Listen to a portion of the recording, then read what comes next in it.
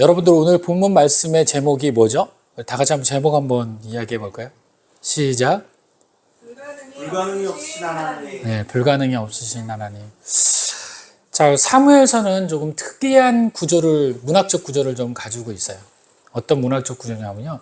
비교적 문학적 구조를 가지고 있습니다. 이게 뭐냐면요. 어떤 상황에서 다른 것과 상대적인 비교를 통하여서 독자로 하여금 선택의 권한을 부여하는 겁니다. 그래서 오늘 이 사무엘서는요, 유독이 이 비교하는 것들이 많아요. 여러분들이 1장에서 보면 누구를 비교하죠? 한나와 분인나를 비교를 하죠.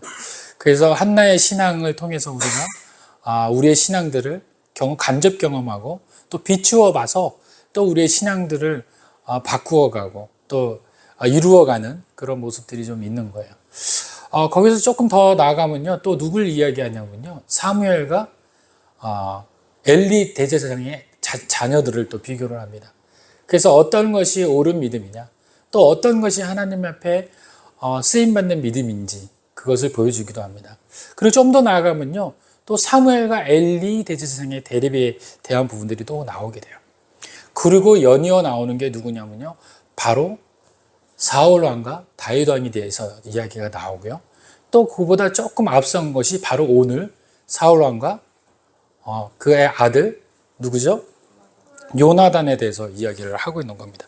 그렇습니다. 오늘 이 요나단의 이야기를 통해서 앞서 여러분들이 우리가 본 말씀은 14장이지만요. 실은 13장과 14장의 비교를 통해서 어떤 것이 옳은 믿음인가라는 그 믿음을 보여주기도 하고요. 또 13장과 14장의 비교를 통해서 어떤 것을 또 이야기하냐면요. 불가능에 가능케 하시는 하나님에 대해서 이야기하고 있는 동시에 인생이 그 불가능에 매여서 또 하나님을 바라보지 않고 그렇게 살아가는 절망적 인생을 이야기하는 것을 또 보여줍니다. 그래서 13장과 14장은요, 얼핏 보면 사울과 요나단의 이야기처럼 보이지만 사실은요, 불신앙을 가진 사람과 신앙을 가진 사람의 대립되는 이야기이기도 하고요.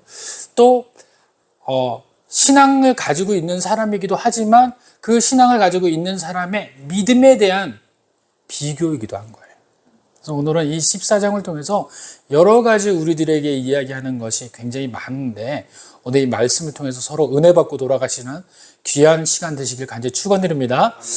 자, 오늘 본문의 말씀에 여러분들 이야기하기 전에 14장의 배경은요, 요나단이 블레셋 가운데 이제 그 한 명의 그 무기든 요나단의 무기든 그 병사 하나, 다시 말하면 소년이죠.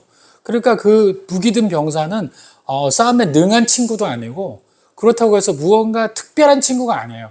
그냥 그 옆에서 뭐 하는 겁니까? 시종드는 시종과 같은 거예요. 무기든 자예요, 무기든 자. 그 무기든 자와 단 둘이서 블레셋에 들어가서 승리하고 나오는 그런 전쟁의 승리적인 이야기를 다루고 있다는 겁니다. 자, 여러분들 상식적으로 생각을 해보세요. 요나단과 왕자죠. 왕자와 그 옆에 있는 무기든 자가 이 두 명에서 아무리 싸움을 한다고 하더라도 그 블레셋을 상대로 했을 때 싸움을 이길 수 있을까요, 없을까요?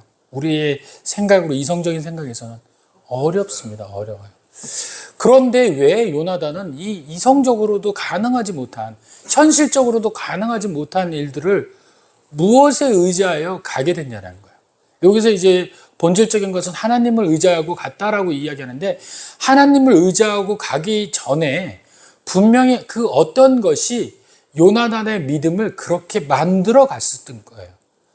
요나단이 오늘 당일 하나님의 음성을 듣거나 또 오늘 스스로 자기가 그냥 맹목적인 하나님을 믿는 믿음으로 그렇게 용기를 내서 갈 수 있었던 상황이 아니었을 거라는 겁니다. 현실적으로 그게 가능하지가 않아요. 그렇다면 요나단이 그런 용감한 그런 마음에 들 수 있었던 직접적인 관련성이 있는 이야기들이 분명히 있었다라는 겁니다. 배경이 있었다라는 거예요. 여러분들 절대 배경이 없이는 어떤 한 사람이 믿음을 갖는 것은 상당히 어려워요. 그것이 갑작스럽게 믿음으로 바뀌어질 수가 없다라는 거예요. 꾸준한 어떤가의 연습과 훈련으로 인해서 그 상대가 그렇게 성장하는 것이지, 훈련과 연습이 없는 상황에서 갑작스럽게 그 사람이 하늘에서 뚝 떨어지는 신령한 것을 받고서 나아갈 수 있기는 드물다라는 겁니다. 없다라고 이야기하는 게 더 정확하죠. 그래서요, 그 중국의 병법에는요, 손자병법이 있고요. 그 다음에 오자병법이라는 게 있어요. 손자병법은 많이 들어보셨죠? 오자병법은 처음 들어보셨을 것 같아요. 이 오자병법은요, 네 가지의 그 병법에 네 가지의 뜻이 있는데, 첫 번째 하나는요, 기기가 있어야 된다라고 얘기해요. 이거는 총지휘자가, 리더자가 리더십이 있어야 된다는 거예요. 사기가 있어야 된다는 거예요. 그 사기로 전쟁의 승패가 좌우된다는 겁니다. 그러니까 무엇보다 전쟁에는 누가 그 앞서서 일을 해야 된다는 거예요. 리더자가, 전쟁의 총책임자가 그 전쟁 앞에서 싸우는 담대함이 있어야 된다는 거예요. 담대함이 없으면 전쟁은 이미 패한 거나 다름없다라는 겁니다. 제일 앞에 선 선봉장이 담대해야 된다는 거예요. 두 번째는요, 지기가 있어야 된다라는 거예요. 지기가 뭐냐면 지리적인 지형에 대해서 좋고 나쁨의 전세를 알아야 된다라는 거예요. 그래서 상대가 어디에 속해 있는지, 어느 곳에 있었는지 지형 지물에 대해서 능통해야 되는 거예요. 이것이 다시 어떤 말이에요? 조금 표현하면 적을 알고 나를 알면 백전백승. 그러니까 적을 알아야 된다는 거예요. 지형에 대해서 잘 알고 싸워야 된다는 거예요. 상대의 지형도 모르고 전쟁에 들어가서 승리할 수 있는 사람은 없다. 그렇게 이야기를 하는 겁니다. 세 번째는요, 군의 사기가 있어야 된다는 거예요. 군의 사기가 충만해야 된다는 겁니다. 병정들의 사기가 없이 패배적인 마음을 가졌을 때는 결코 승리할 수 없다는 거예요. 네 번째는요, 뭐냐면요, 역기가 있어야 된대요. 다시 말하면 전력이 충만해야 된다는 거예요. 무기가 있어야 된다는 겁니다. 전쟁을 통할 훈련받은 군사와 병기가 있어야 되고요. 그 다음에 만반의 태세를 갖춘 연습이 반드시 있어야 된다는 겁니다. 이 네 가지로 인해서 전쟁의 승패가 좌우된다라고 역대 고대의 그 전쟁을 병법을 만든 사람들은 이야기한 거예요. 그래서 손자병법도 다름이 없습니다. 그리고 마찬가지로 이 오자가 이야기하는 이 병법도 오자병법도 마찬가지라는 겁니다. 자, 이 오자병법을 통해서 우리가 비추어 봤을 때 오늘 사무엘 여러분들과 제가 보는 14장을 보기 전에 13장을 보면요, 이 병법의 의미를 가지고서 고대 전쟁에 대한 이야기들을 보더라 하더라도 사울이 왜 이 전쟁에 대해서 두렵고 불안하고 힘들어하는지를 우리는 알 수 있어요. 이것이 바로 육신을 가진 사람들의 생각인 거예요. 그러니까 고대에 있는 사람들의 모든 생각이 집약해서 그걸 책으로 난 게 병법서잖아요. 그 병법서에 있는 것이 그 당시에 모든 사람들이 가지고 있는 생각과 틀릴 바가 없는 거예요. 그런데 오늘 그것을 비추어서 우리 잠시 우리가 봤던 건 14장이지만 13장을 우리가 눈을 잠깐 돌려보면요, 13장에 어떤 일이 있었냐면요, 사울과 블레셋이 이제 전쟁을 하게 됩니다. 근데 이것이 어떻게 된 거냐면 요나단 때문에 이 전쟁이 촉발된 거예요. 이제 사실은 이제 그 사울이 왕이 된 다음에 이제 예전에는 그 이스라엘 백성이 사사시대를 지나고 난 다음에 어떤 일이 벌어졌냐면 군이라는 그 체계가 없었어요. 그냥 12지파 중에서 전쟁이 터지면 그 중에서 착출을 해가지고 그때마다 대응을 하는 수준이었어요. 그러다 보니까 어떤 일이 벌어지냐면 즉각적인 대응을 할 수가 없는 거예요. 전쟁이 일어나면 시간이 꽤 걸려야 됐어요. 그들을 수집해야 되고 또 그들을 불러서 얼만큼 오는지를 또 다 맞춰봐야 되고, 그러고 난 다음에 그것을 하나님 앞에 기도하고 하나님께서 전쟁에 나가라고 그러면 나가고 또 하지 말아라고 그러면 안 나가고 여러 가지 절차가 있었던 거예요. 기도 수업부터 시작하고 하나님 앞에 예배에서부터 시작해서 군사들을 모아서 전쟁에 나가기까지 굉장히 어려운 일들이 많았어요. 그리고 나간다 하더라도 거기에서 위치해서 누가 먼저 선봉상에 쓸 거냐 이것조차도 명확하지를 못한 겁니다. 그러니까 그것이 늘 이스라엘 민족에게는 불만이었어요. 그러니까 전쟁이 터졌을 때 다른 나라들은 늘 왕이라는 직제가 있어가지고 리더자가 그 나라를 다스려서 전쟁에 즉각적인 대응을 하는데 우리는 왕이 없습니다라는 게 제일 불만이었거든요. 그러고 난 다음에 사울이 왕이 된 다음에 그들에게 이제 제일 먼저 했던 게 뭐냐면 군사를 조직적으로 훈련시키고 양성하는 일이었어요. 그래서 군사를 그때 모았던 게 12지파에서 모은 게 뭐냐면요. 평시에는 고정적인 군사들이 있어야 되는데 그 군사가 몇 명이냐면 3,000명이었어요. 그 중에 사울을 보위하는 군사가 2,000명. 그 다음에 자꾸 내가 다니엘이라고 생각을 해요. 누구지? 요나단. 요나단을 보위하는 병사가 1,000명인 거예요. 그래서 사울은 2,000명, 요나단은 1,000명. 이렇게 있는 겁니다. 그런데 요나단이 그 블레셋과의 그 경계에서 이제 독단적인 결정을 내리고 블레셋을 공격을 해요. 그래서 이겼어요. 근데 이 블레셋이 그때 이제 전쟁을 소집을 합니다. 이제 이것은 국지전이 아니라, 그러니까 국지전에서 이겼던 거예요.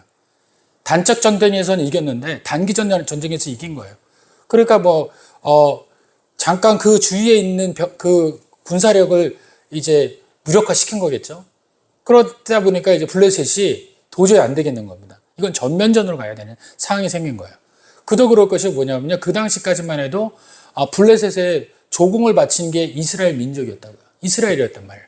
그런데 블레셋이 만약에 이 전쟁에서 패하게 되면 어떻게 돼요? 자기들이 조공에 대한 부분들, 또 자기들의 곡식에 대한, 양식에 대한 부분들이 이제 예전 같지가 않게 되는 것이죠. 그러니까 도저히 안 돼서 블레셋이 이젠 즉각적인 전쟁을 국지전이 아니라 전면전으로 이제 하게 되는 겁니다. 그렇게 해서 전쟁이 이렇게 된 거예요. 그런데요, 12장에서 보면은, 사무엘 11장에서 보면은, 사울이 암몬을 전쟁을 했을 때, 놀라운 일들이 벌어졌어요.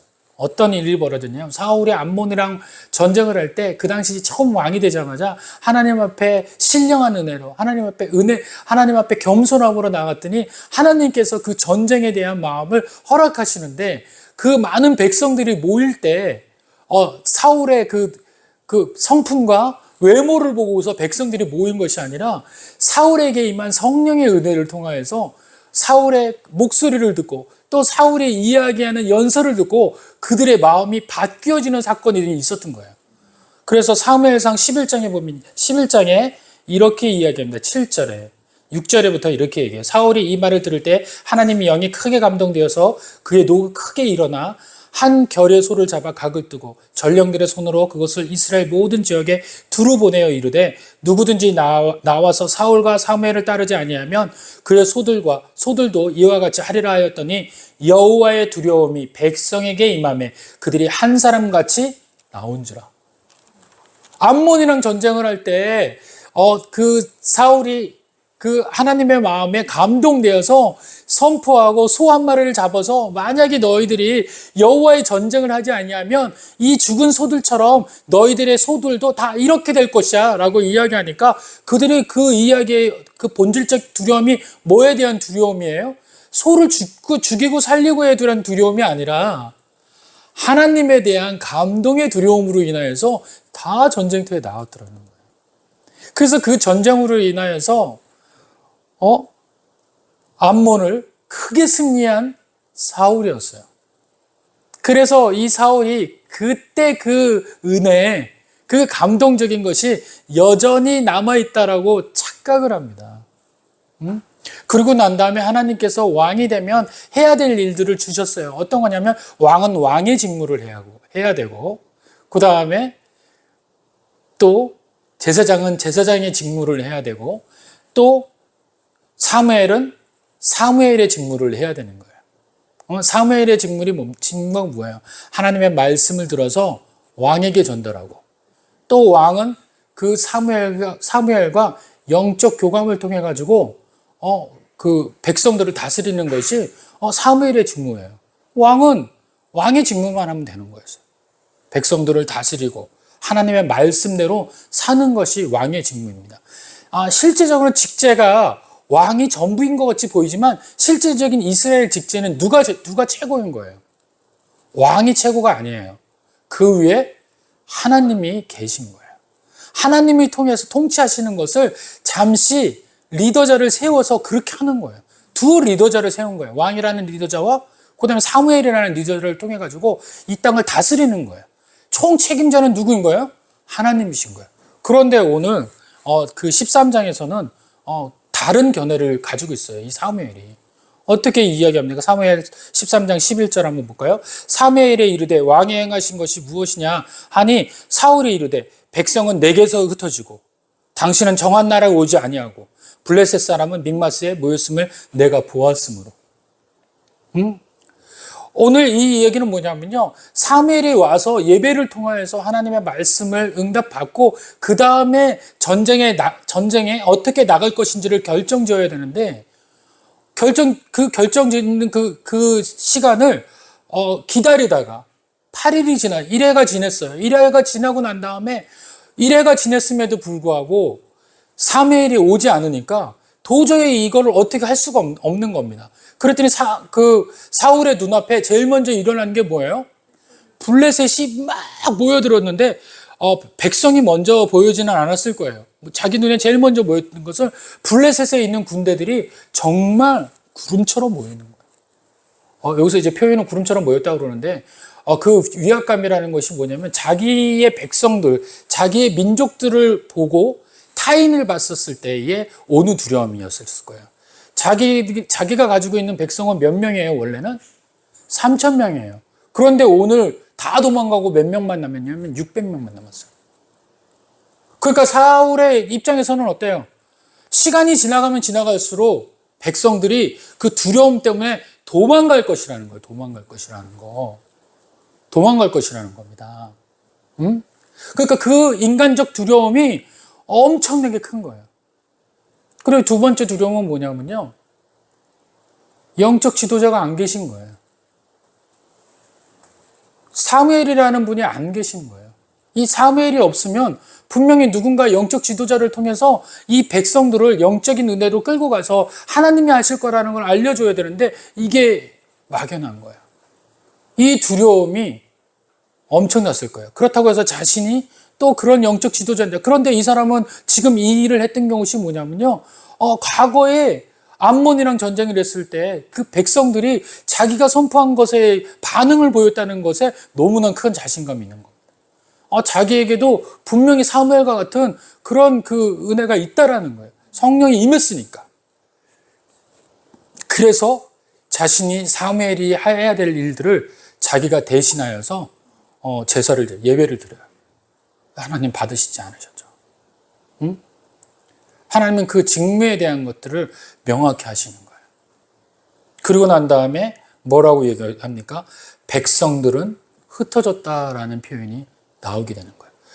물론 사울은 제일 먼저 든 게 백성들이 흩어졌어요 라고 마음에 뒀지만 사실은 백성들이 흩어진 거에 대한 마음보다는 제일 큰 마음이 어떤 거예요? 믹마스에 모여있던 블레셋의 사람들의 다시 말하면 인간적 그 승패에 대한 것들이 우리들 마음속에 있다는 겁니다. 조금 전에 서두에서 이야기했던 병법에 나오는 그 이야기들이 상식적으로 생각하면 이거는 질 수밖에 없는 전쟁인 거예요. 인간적으로 싸웠을 땐 질 수밖에 없는 전쟁인 겁니다. 이것이 바로 우리들이 가지고 있는 시선이라는 거예요. 그래서 13장의 이야기의 시선은요, 우리가 가지고 있는 인간적 시선, 이것을 우리는 조금 유식한 말로 이야기하면 인간의 한계라고 얘기해요. 그래서 사실은 13장에는요, 인간의 한계에 대한 이야기를 하고 있는 거예요. 인간의 한계는요, 눈앞에 보이는 것에 즉각적 반응이에요. 이것이 할 수 있는지 없는지에 대한 것을 우리는 그것을 분별하기가 참 어렵습니다. 보이는 대로 거기에 대한 두려움을 갖기 때문에 그래요. 그거는 어떤 두려움입니까? 무엇보다 수량에 대한 두려움이에요. 그 다음에 양에 대한 두려움이에요. 그 다음에 부피에 대한 두려움이에요. 이 두려움들이 우리들에게 굉장히 크게 작용할 수 있다는 겁니다.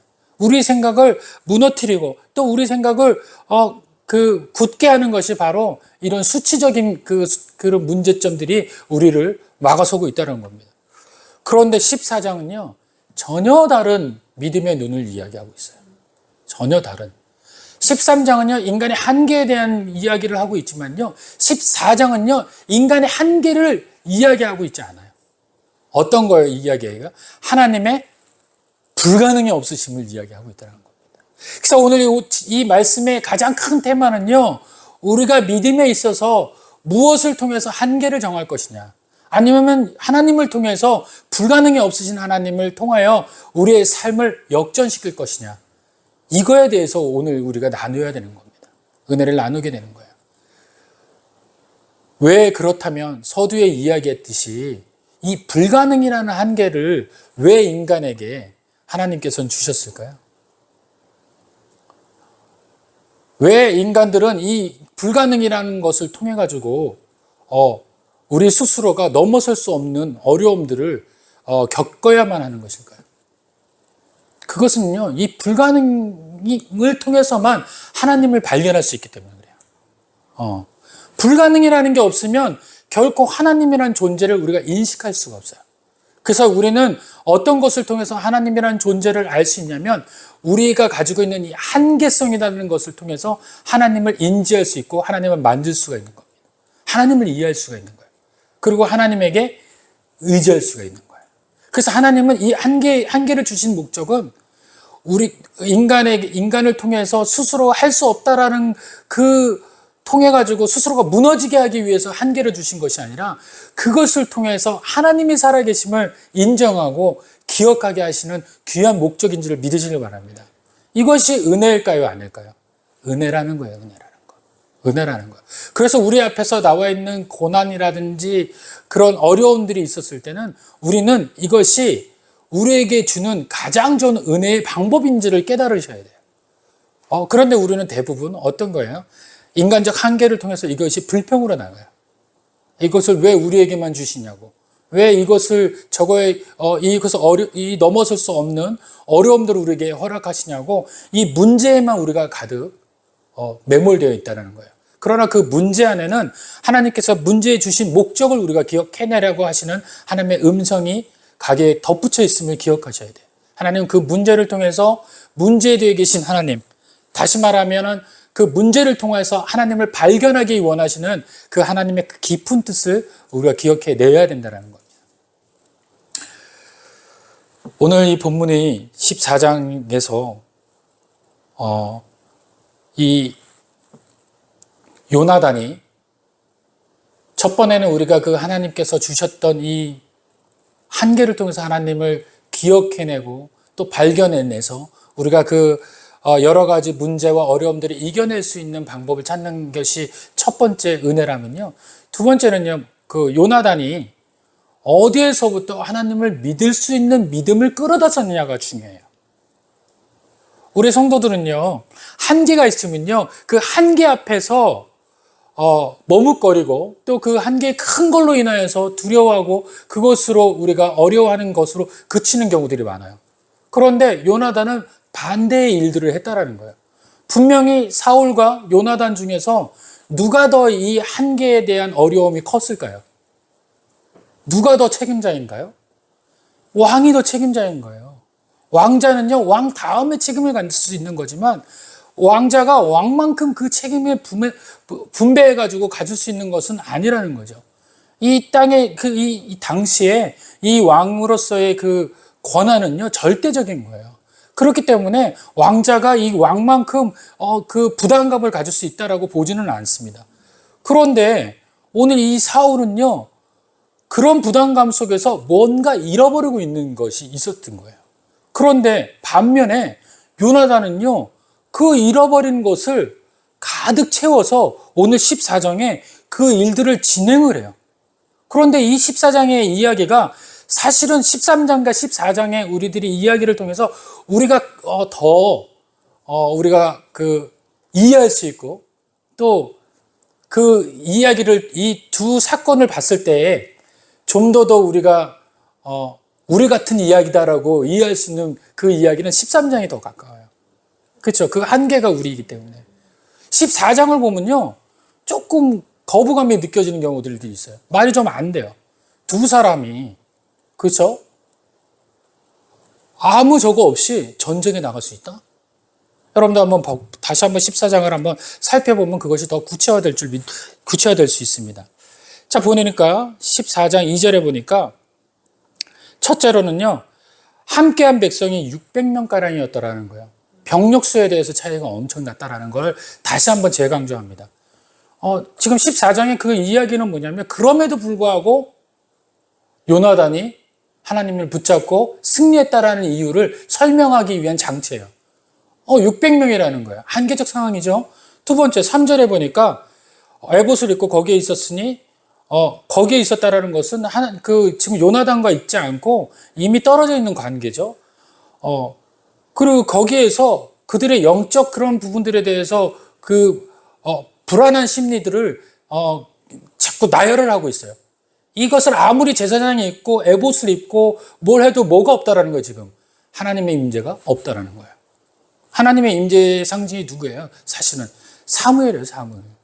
사무엘이 거기에 함께하지 않았다라는 거예요. 굉장히 지금 불합리한 일들을 또 한 번 지금 이야기하고 있습니다. 그리고 4절에 지형적인 어려움을 이야기하고 있어요. 블레셋 사람들에게 건너가려 하는데 어기 사이 이쪽에 험한 바위가 있대요. 험한 바위가 있죠. 자, 험한 바위라는 거는 이 얘기 은폐하고 엄폐할 수 있다는 얘기예요, 없다는 얘기예요? 은폐, 엄폐가 안 된다는 얘기예요. 험한 바위는요, 바위를 거슬러 올라갈 때 바위에는 풀이 자라요, 안 자라요? 안 자라요. 어떤 것도 이들을 가려줄 사람이 없어요. 가려줄 그런 환경이 안 된다는 거예요. 이들이 올라가는 그 모습이 적군에게는 바로 눈에 띄는 거예요. 그 이야기를 지금 하고 있는 거예요. 지형적, 지물적인 경우에 불리한 것이라는 거예요. 반대편도 뭐예요? 또 바위가 있대요. 그러니까 이쪽에도 바위, 저쪽에도 바위. 이들은 어떻게 할 수가 없어요. 만약에 블레셋을 치려면 어떻게 해야 되는 거예요? 바위를 통해서 올라가든지 아니면 다른 길을 선택해야 되는 거예요. 다시 말하면 블레셋이 있는 그 지형이 뭐라는 거예요? 난공불락이라는 거예요. 난공불락. 어렵다라는 거예요, 이거는. 인간적으로 해결할 수 없다라는 거예요. 그러니까 600명들이 기습해가지고 올라가도 이건 전멸이라는 거예요. 거기에다가 군사들이 얼마예요? 배라는 거예요, 배. 어마어마하다라는 겁니다. 이런 어려움들이 있는데 요나단은 용기를 내요. 용기를 내요. 그런데 이 용기가 자기에게 시작된 용기일 수 있냐라는 거예요. 아니라는 거예요. 여러분들, 우리가 아무리 용기를 갖고 내가 한번 해보자 하더라도 우리가 가지고 있는 그 용기를 가로막는 게 뭐냐면요, 경험을 뛰어넘을 수가 없어요. 그 경험이 그 용기를 통해서 두려움을 갖게 하는 거예요. 그리고 또 한 가지는 뭐냐면 환경적 눈으로 봤을 때 그 상태는 뛰어넘을 수가 없어요. 그러면 이 요나단은 다른 곳에서 지금 믿음을 끌어왔다는 거예요. 사사기 한번 볼게요. 사사기 7장. 사사기 7장 2절. 여호와께서 기드온에게 이르시되 너는 따르는 백성이 너무 많은즉 내가 그들의 손에 미디안 사람을 넘겨주지 아니하리니 이는 이스라엘이 나를 거슬러 스스로 자랑하기를 내 손이 나를 구원하였다 할까 함이니라. 이제 너는 백성들을 줄이라는 거예요. 미디안 기드온이 지금 미디안과 아말렉의 연합된 그 전쟁에서 수많은 그 전쟁 백성들이 싸우는 전쟁터에서 군사들이 어마어마하게 나온 거예요. 지금 지금 블레셋 그 군대들과 맞먹을 정도의 그 많은 인원들이 지금 도열해 있는 거예요. 누구랑요? 이스라엘 민족과 싸우려고. 그런데 그때 누구를 세우신 거예요? 사사 기드온을 하나님께서 세우셨는데, 사사 기드온을 세울 때 그 많은 사람들이 기드온 앞에 나와서 전쟁하겠다라고 다 얘기했는데 하나님께서 그들을 다 돌려보내요. 그리고 몇 명 남겨요? 300명 남겨요. 그러니까 지금 블레셋과 싸우는 전쟁에서의 인원은 몇 명이에요? 600명이에요. 그런데 기드온이 싸웠을 때 인원은 몇 명이에요? 300명이에요. 근데 그 300명도 하나님께서는 뭐라고 얘기하냐면 이것이 많아서 줄여서 나온 결과라고 이야기하신 거예요. 사람이 많아서 전쟁에서 이기는 것이 이다 아니다? 아니라는 거예요. 아니다라는 거예요. 사람에 의해서 전쟁이 되는 것이 아니다. 하나님의 은혜로 되는 것이다 라고 이야기를 하고 있어요. 그리고 난 다음에 오늘 본문에 누구죠? 요나단도 지금 누구랑 지금 같이 이 전쟁터에 지금 나간 거예요. 칼드는 자기의 신하 부하랑 나갔죠. 그런데 오늘 이 기드온도 혼자 나가려니까 영탐하러 가서 하나님께서 그래 계속 물어봐요. 기드온이 이 전쟁에서 이길 수 있냐고 제가 라고 물어봅니다. 그랬더니 하나님께서 뭐라고 얘기하시냐면요, 이길 수 있다라고 이야기를 하시는데 자꾸 두려워하니까 몇 가지의 옵션을 줘서 그 중에서 이제 마지막 옵션이 뭐냐면은 영탐하고 오라는 거예요. 근데 그 정탐하고 올 때 한 사람을 붙여주는데 누구를 붙여주냐면 부라라는 사람을 붙여줘요.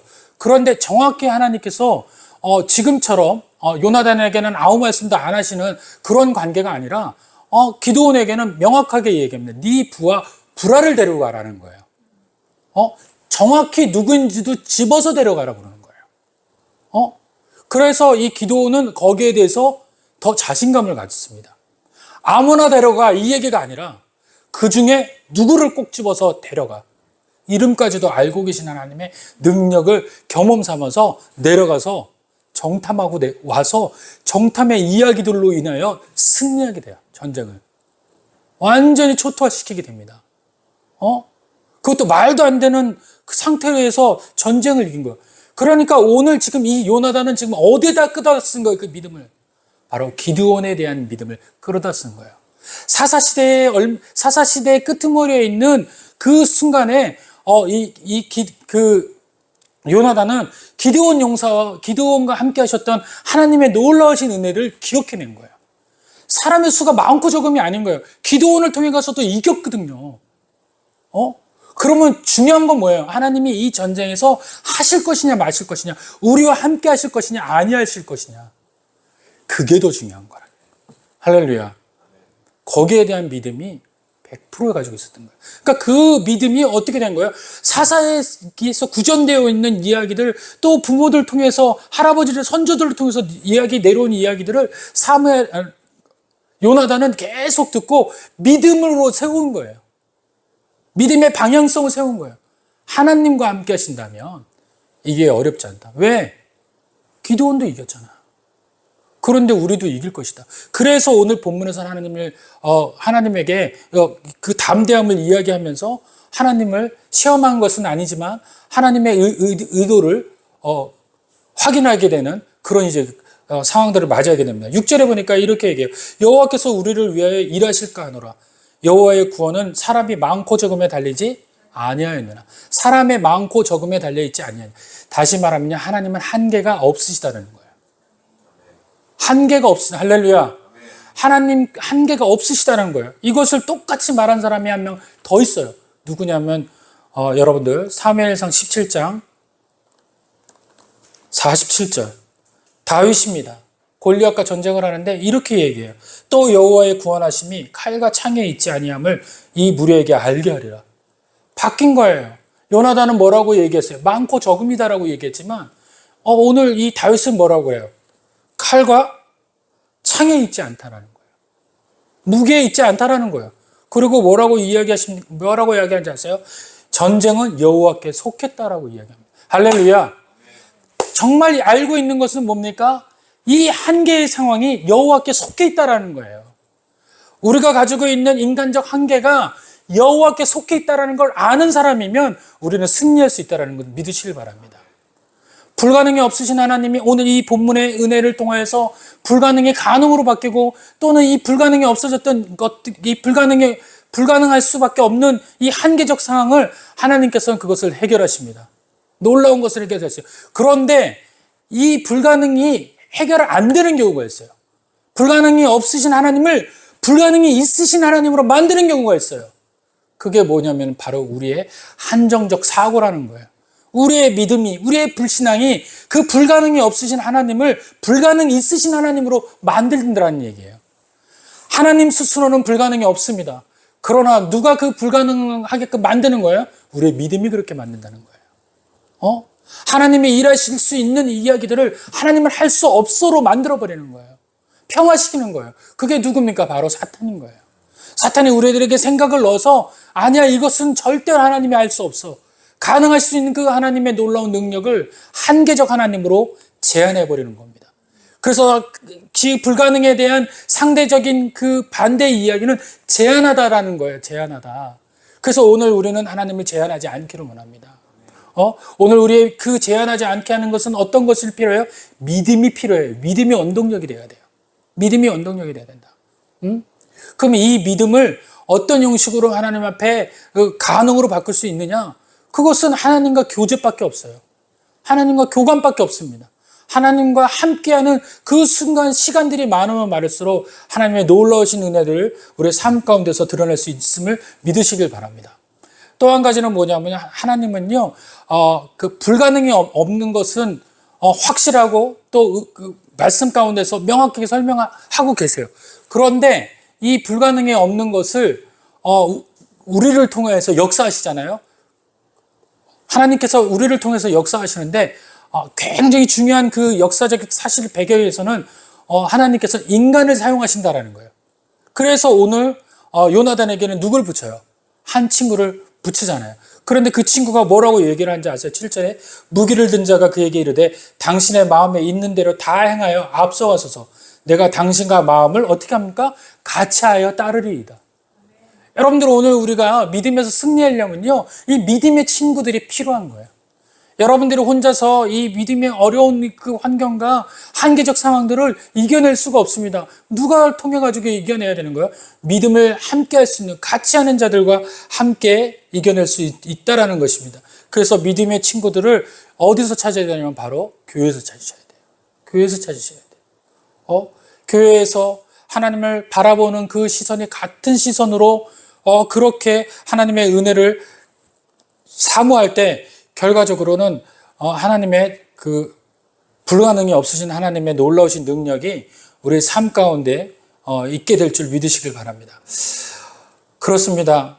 오늘 말씀이 우리들에게 주시는 그 큰 은혜는 이 비교적 상황들입니다.